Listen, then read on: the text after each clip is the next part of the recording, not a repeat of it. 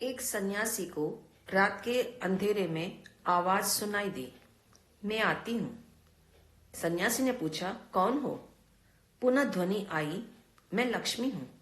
आपकी कुटिया में निवास करना चाहती हूँ। सन्यासी ने कहा, मैं त्यागी हूँ, मुझे आपकी जरूरत नहीं। लक्ष्मी बोली, जो मुझे पीठ दिखाते हैं मैं उनके सन्मुख रहना चाहती हूँ।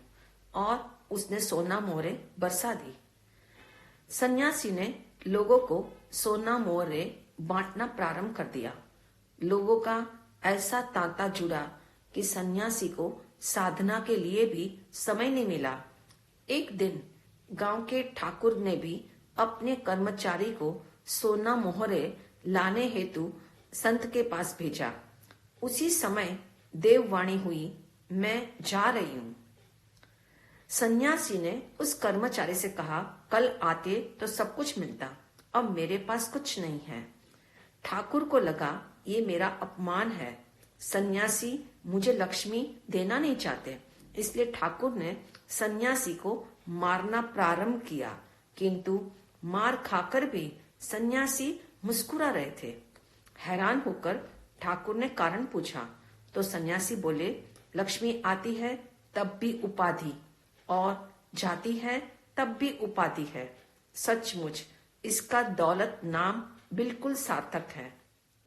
तुलसीदास जी कहते हैं, दौलत की दो लात है, तुलसी निश्चय किन, आवत अंधा करत है, जावत करे अधीन। अपने जीवन दर्पण में झांको, सोचो ये दौलत का कैसा स्वरूप है। क्या दौलत के आगमन पर आनंद मनाने जैसा है या फिर लक्ष्मी के जाने पर गम करने जैसा है? दौलत का सच्चा स्वरूप जानो, क्योंकि लक्ष्मी के आगमन में ही गमन शब्द समाहित है। वह सदा स्थिर नहीं रहती, इसलिए चंचल कहलाती है। उसका आना और जाना दोनों उपाधि है। तो न आने की आश रखो, न जाने का गम करो। माना कि दौलत कमाना इंसान का कर्तव्य है, किंतु उसके मोह पाश में मत बंधना। भौतिक जगत में बिना अर्थ के जीवन का कोई अर्थ नहीं है, ऐसा सपोज मान भी लो, किंतु गलत तरीके से अथवा किसी का अहित करके धन का उपार्जन कभी भी मत करना। धर्म सम्मत धन ही धन है, कहा भी है। धर्म बढ़े धन बढ़े, धन बढ़े मन बढ़े, बढ़त बढ़त बढ़त सब बढ़ जाए। धर्म घटे धन घटे, धन घटे मन घटे, घटत घटत घटत सब घट जाए।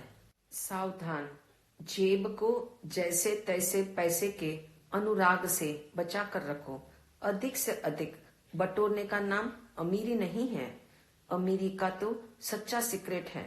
Richness is not in earning more, spending more, saving more या गिविंग मोर।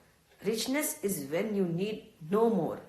अर्थात अमीरी अधिक कमाने में, अधिक खर्च करने में, अधिक बचाने में या अधिक दान देने में नहीं, बल्कि जो मिला इससे अधिक कुछ भी नहीं चाहिए। यह सच्ची अमीरी है। कभी सोचा, जब पैदा हुए थे तो तन पर कपड़ा नहीं था, जन्म के बाद वस्त्र मिला, किंतु उसमें जेब नहीं थी।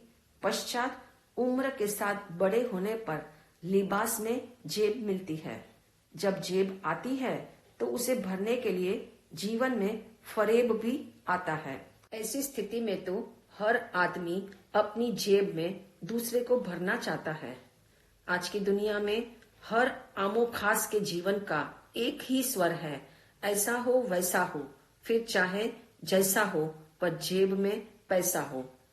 दोनों ही हाथों से बटोरने वाला लोभी है एवं दोनों हाथों से लुटाने वाला दाता है। इसलिए दाता और लोभी में यही अंतर है। दाता पहले धन देता है, फिर प्राण त्यागता है। लोभी पहले प्राण देता है, फिर धन देता है। दाता देकर मरता है और लोभी मरकर देता है। इसलिए कंजूस पर्सन का मान सम्मान टोटल दानवीर के विकृत सर्टिफिकेट से कर सकते हैं।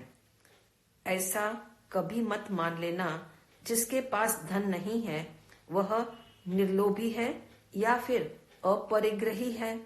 निर्धन होने मात्र से कोई अपरिग्रही नहीं हो जाता। धन के अभाव का नाम निर्लोभता नहीं है। चाहे निर्धन के पास धन नहीं है किंतु धन पाने की लालसा तो है। साधु संत त्यागी है। जो अपने पास था उसका भी वे त्याग कर चुके हैं। उन्होंने धन माल की इच्छा और मूर्छा दोनों का ही त्याग किया है। इसलिए उनका सर्वत्र आदर सम्मान है। किंतु एक भिखमंगे का कोई आदर सम्मान नहीं करता। आसक्ति दुख का कारण है। इसीलिए परिग्रह परिमित करने का संदेश दिया जाता है। दरअसल बाहरी परिग्रह को सीमित करना और आंतरिक परिग्रह को जीतना मनुष्य का लक्ष्य है। इसी कारण भगवान महावीर ने परिग्रह परिमाण व्रत का विधान किया। इसके पालन हेतु अर्थ उपार्जन में साधन शुद्धि तथा अंतकरण से आसक्ति का त्याग अनिवार्य है। इसी से आत्म साधना का प्रारंभ होता है। जैसे विद्वान बनने के लिए अध्ययन करना आवश्यक है, ऐसे ही संतुष्टि हेतु इच्छा परिमाण जरूरी है। भगवान महावीर कहते हैं, इच्छा का परिमाण करते ही संयम भी सधता है और पाप भी कम होता है। इच्छा की मात्रा कम होने से हिंसा का पाप भी घटेगा। इतना ही नहीं, भीतर में कठोरता भी नहीं आएगी, न ईर्ष्या और द्वेष का भाव बढ़ेगा। ऐसे में झूठ बोलने की आवश्यकता ही नहीं पड़ेगी और चोरी के पाप पर भी ब्रेक लग जाएगी। जीवन में सदाचार की मात्रा बढ़ने से दुराचार भी कम होंगे। जब बटोरने की दौड़ मंदी होगी तो दूसरों के दुख दर्द में सहभागी बन सकेंगे। जैसे मिठाई सामने होने पर खाना या नहीं खाना स्वयं पर निर्भर है। चॉइस करने में इंसान स्वतंत्र है। ऐसे ही इच्छा जागने के बाद उसकी पूर्ति करना या नहीं करना यह हम पर डिपेंड है। इस स्वतंत्रता का हमें विवेक पूर्वक सदुपयोग करना है। एक मीठी सलाह, सबसे पहले अनावश्यक आकांक्षा का त्याग करो। उसके बाद अहितकारी चाहतों का परिहार करो तथा जो आवश्यक कामना है उसकी पूर्ति नीति पूर्वक करो। इस प्रकार अपनी इच्छाओं की रेटिंग करने से मन को तृप्त करने की युक्ति मिल जाती है। याद रखना, मनुष्य जन्म का मिलना पुण्य का फल है, किंतु धन का संग्रह पुण्य नहीं पाप है, क्योंकि वह परिग्रह है। पाप को पुण्य मानना या पुण्य का फल मानना तथा पापी को पुण्यात्मा मानना तात्विक भूल है। इसी के तले अपने परिग्रह की रेंज को चेक करो। धन संपदा का संग्रह करने वाला पुण्यवान नहीं, बल्कि उसे उदारता से देने वाला पुण्यवान है। जिसके हृदय में उदारता है, अनुकंपा है, वह पुण्यवान है। संग्रह करने वाला पापी है, बांटने वाला पुण्यवान है, क्योंकि बांटने और देने से पुण्य बढ़ता है। अमेरिका के पूर्व राष्ट्रपति विलियम जेफरसन बिल क्लिंटन ने अपनी पुस्तक गिविंग में इस बात को पुष्ट किया है। हम सब विश्व को बहुत कुछ दे सकते हैं, हालांकि पैसा कमाने के बजाय देना अधिक कठिन है। तथापि देने का आनंद अद्भुत है।